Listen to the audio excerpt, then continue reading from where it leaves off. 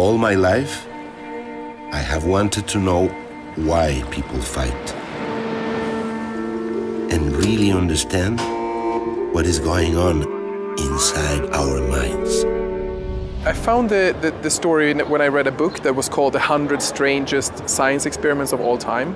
And it was just one of those books, you know, that you read when, you know, like it's... And I was finding it was one of them, and I was like, wow, this story is so amazing. It has so many different, themes. It was so rich with material. It was like about human behavior, violence, sexuality. It was representing, a science experiment that involved people from all over the world, different religions, different ethnical backgrounds, and a great sea adventure also. You know, like going on this life-threatening, dangerous expedition across the Atlantic to understand basically how we function as human beings. I thought that was really fantastic. And then when I saw this story, I knew I had to make a film, and I knew I needed two things to make that film. And one of them was to, of course, try to relocate the people that was once on board this raft, and then to find the original footage, the 16 millimeter footage that had been captured during the expedition. And it took quite a long time between discovering the idea and we could start shooting, maybe 2 years. Because the research was quite hard to find people again after so many years, and also the archive material was also quite difficult to find here in Mexico. So that took some time. Will an isolated group of people on a raft cooperate to survive? Or will the situation create conflicts and make them fight against each other?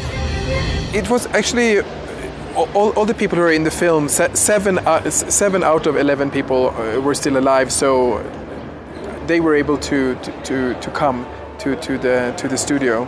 But unfortunately Santiago himself had passed away just when I started to make the research, so he wasn't around anymore to help me, you know. So it was difficult to find the people and the material and all that was needed to make the film. I mean, I am someone who has a background as a journalist, but then work both now with theater and film. So I go between these two mediums basically, and when I work with theater, I work a lot with documentary stories. So I let the theater plays that I make become more kind of documentary. And when I work with documentaries, I try to use techniques that I borrow from the theater. So it could be scenography, it could be like working more with script and stuff like that. So that the documentaries become more theatrical in a sense. So I try to combine the languages, to combine theater and documentary practice. And in the case of the raft, my main concept was to recreate the raft as a scenography in the studio. So we built, based on the real original documents from the construction of the original raft, we made a complete replica, exact measurements, so that the participants could meet and go on board this new kind of ghost replica that would become a kind of a theater of memories, help them to remember what really happened in this crazy experiment that they lived through back in 1973. The idea kind of lit like a match. Should we do it? Should we do it? Should we do it? Murder. Yeah, I never wanted to kind of have them reenact what they went through as kind of fiction, as if they were actors. I just wanted I wanted to help them to remember, and to also create a space cinematically for me as a director that would give me more tools to work with, compared to if I would just make the traditional documentary with interviews and archive material.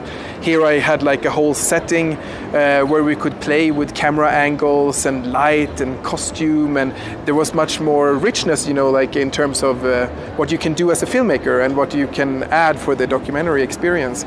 So that is, I used my, theater practices and put them onto the documentary. Of course, the original experiment would never be able to take place today. It would be completely unethical. I mean, Santiago was really risking his own life and the participants who were there for his experiment. I mean, that was maybe clear to the people who said yes, but still, I mean, that would be considered unethical today to risk people's actual life. But Santiago believed that it's only when people were really threatened to their lives, you know, that he could really, you know, study violence and conflict for real, because only when people were faced with death, basically, or the possibility of death, their true selves would come to the surface, you know.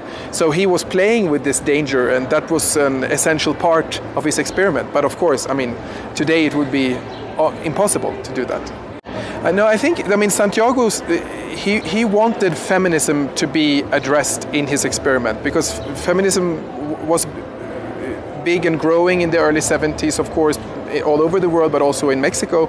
And he also felt that he wanted to address that with the experiment. So that's why he came up with this idea that the women would have the important roles on the raft. So he gave the captaincy to a woman, the doctor was a woman, the navigator was a woman, and he wanted to see what would happen with the men if the women were in control.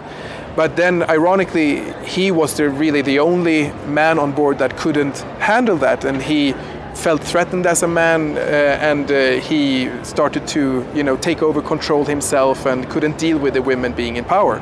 So, and I thought that twist was very interesting, because then it becomes really like a story about feminism also. And in my film, it's all the women are still alive from the original expedition, and so they are all there to kind of tell their version of what happened and their view on Santiago also, and what he did to them back then. And you know, so it becomes like kind of a feminist adventure, the film, which I think is I'm very happy about that. I think it's an unusual documentary, because it really like combines the experience of, you know, learning something about a forgotten experiment that was about sex, it was about violence, but it's also to get like a kind of adventure story, because the structure of the documentary is built kind of like a Hollywood film. It is, you will follow a kind of dramatic arc that comes with surprises, and it's has an intensity that is interesting, I think. And of course, I mean, the original story is, I mean, it's a fantastic story with which obviously had a very strong Mexican connection, and it was called, at the time, it was in the press, it was called the balsa del sexo. It was a big scandal of being the sex raft, basically. So this is an opportunity to see, you know, like what really happened on board the sex raft 40 years ago. My name is Marcus Lindeen. I am the director and writer of The Raft, a documentary that is called La Balsa here in Mexico, and I think you should all come and see it. It's a great adventure with themes like sex and violence and danger and death on the high seas in the 70s.